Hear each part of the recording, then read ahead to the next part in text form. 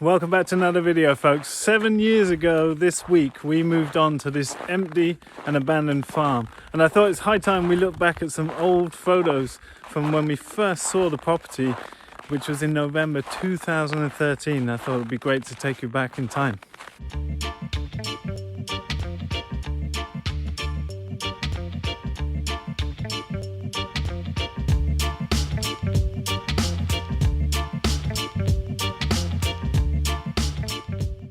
The story begins with this circus wagon, which I bought a few days after I finished a course, which is where I met Johanna.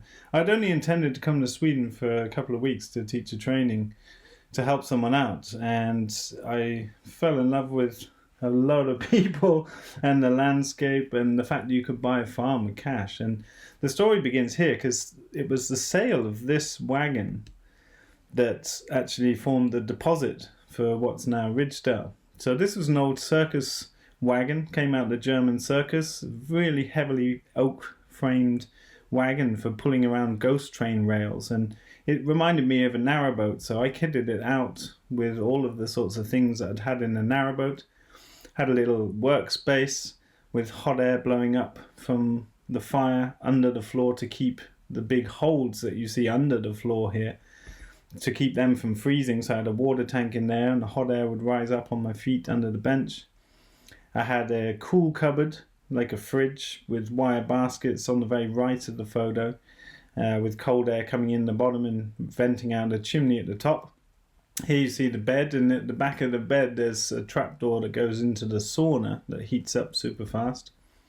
There's a cute little gypsy style bed. Then I had 12-volt systems running off solar on the roof, so I had lights and sound system, charging for computer. And I was just moving into the country and just wanting a temporary place to live to see, do I want to, buy a farm and invest here? I'd taken this wagon back to bare wood. I'd taken all of these bolts by hand. There was about 50 kilos of brass bolts. I pulled them out to strip the wood and treat the wood with oil after sanding it all down. Here's a little view of the sauna in the back. It would heat up in 10 minutes flat. Really nice for 2 to 4 people in the back of there. There you see the solar panels. It was running on these flexible solar panels that just stick onto the ceiling. Then a little couch area. And this served me well over the summer while we were looking for properties and I was working outside of the country. And we sold this and made some money on it, having done all the work myself, and I think I built it in about 2 weeks flat, needing somewhere to live as it got cold, and then used that money to pay the deposit of Ridgedale. Here you can see actually there's a pipe that goes down under the floor into the basement bit and back up under my feet when I'm sitting at the desk, and this little fan would help blow air through there. And I had gas cooking and solar charger here. It's a pretty cool space. I love that little wagon, and that's what's led me to start living in Sweden.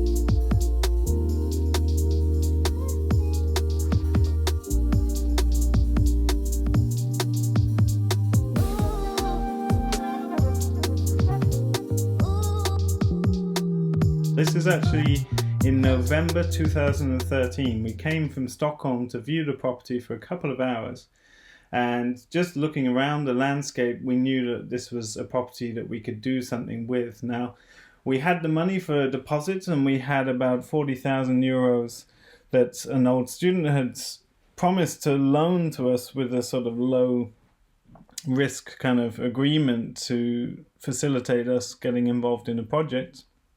And then we could borrow a similar amount from the bank. And that's really pushing our resources at the time to the extreme. And this place had been up for probably about 5 times the price, but they'd sold off a lot of forestry, and so the price got cut dramatically. I had seen photos of this in the real estate and I loved the look of the land. It was lumpy. The buildings are old, not worth very much, but I knew the landscape was interesting, and it didn't take us long walking around to really see that, yes, we could do what we wanted to do here. This is the magazine here, where we have the yurts now and the market garden on the south side. Here we have shower blocks and the sauna and the herb garden in the foreground here. This would have been horse-drawn grain production. This tree, the apple tree, is still there, and obviously the oak tree is outside our house. But pretty blank slate when we turned up. Here's the long shadows you get at that time of year. This is front field, looking down towards the riparian here. Obviously there's no fences or anything at this time. And that's a view from what's now the paddy ponds and the east and west beds. This has been lawn for hundreds of years.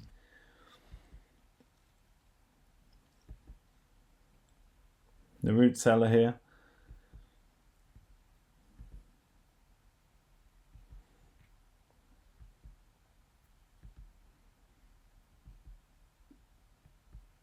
And where Johanna is standing there is where the fence line used to go that partitioned off front field. This is now where the big polytunnel stands. It was kind of the last big space that we could actually put there. And here you'll recognize this is where the pad for the big polytunnel is, and we've built the lean-to barn very cheaply on the side of this, as well as a tree bog compost toilet system. It looks very different there now, obviously. This is the animal barn.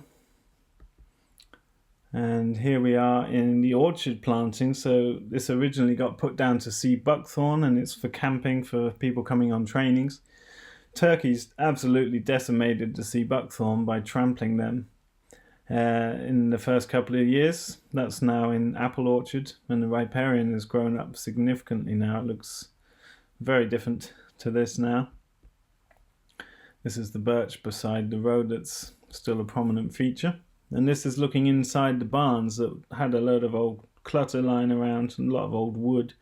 Still got that grain mill, that works well as this spark. That's a way of getting around on icy roads here. Some old timber lying around, but basically not been used for a long time. This was the brooder where we raise our pastured meat birds. It had been set up for pigs and cows in the past.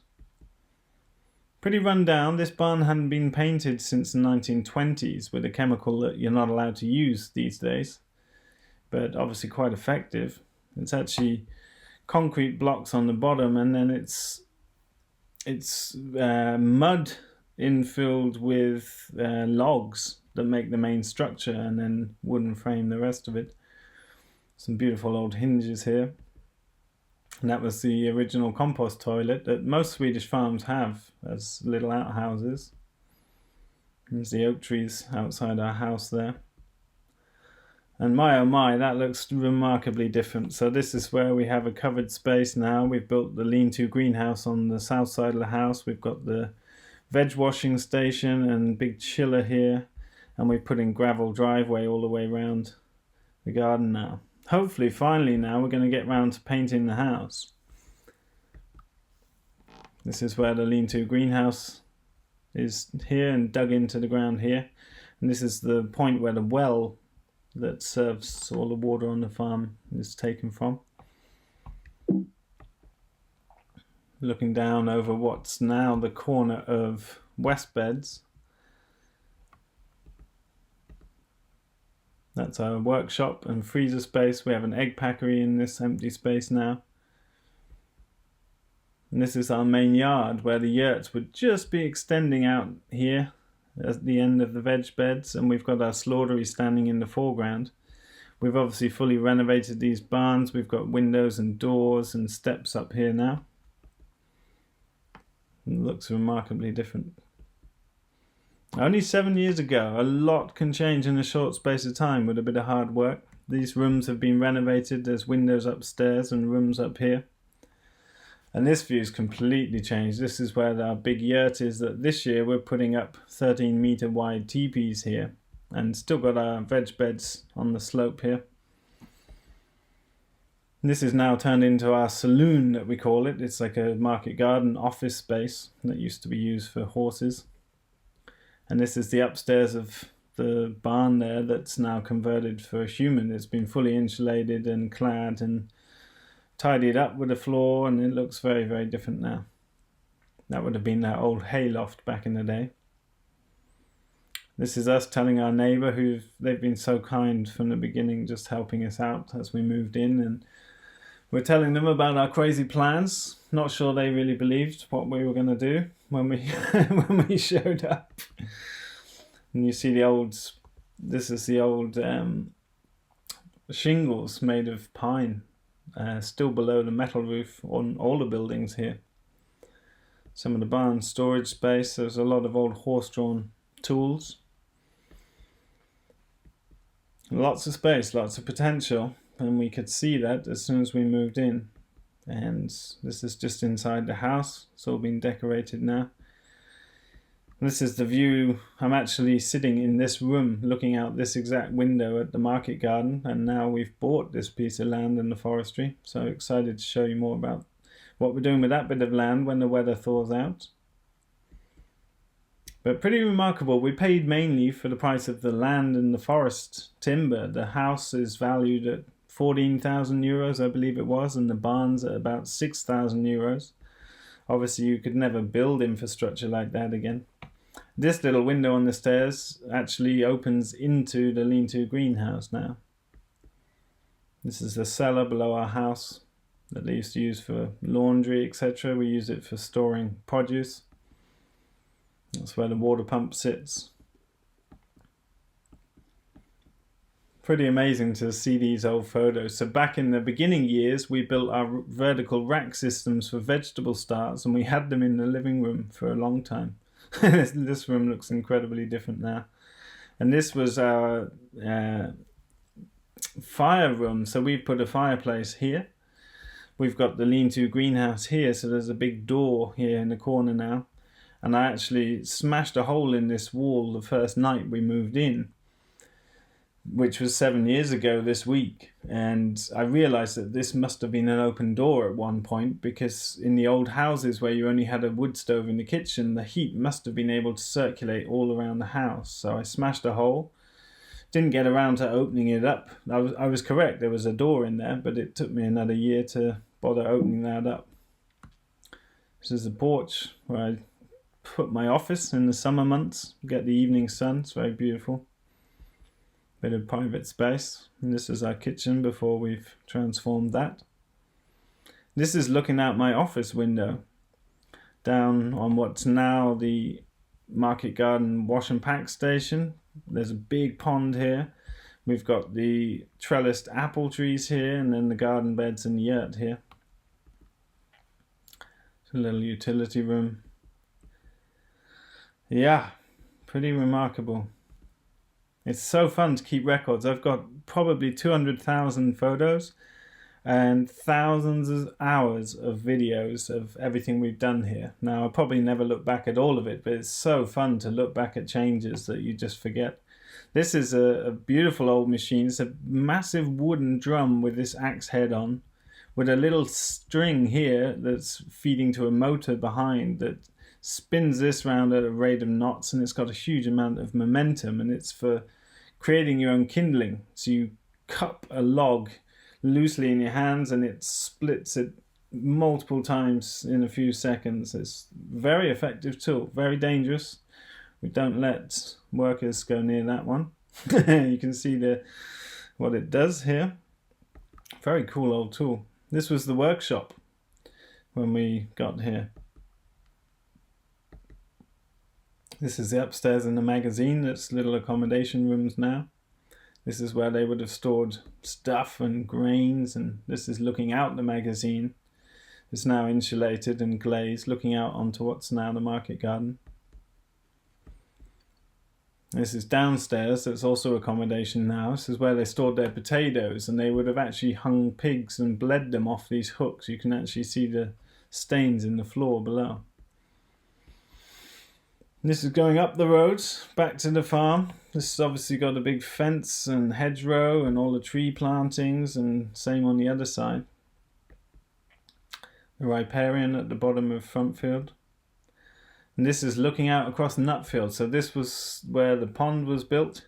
This riparian is now really tall and bushy. I mean, you can't see through here. Then we've got our sloped amphitheatre plantings of alder with grapevines growing up and a hedgerow behind that, and then all the nut trees in Nutfield. That's the riparian looking south, investigating the water drainage under the road here. And this is coming up into Topfield, so this is the gate for Topfield, and obviously we've got fencing and nut trees and oaks along the avenue here.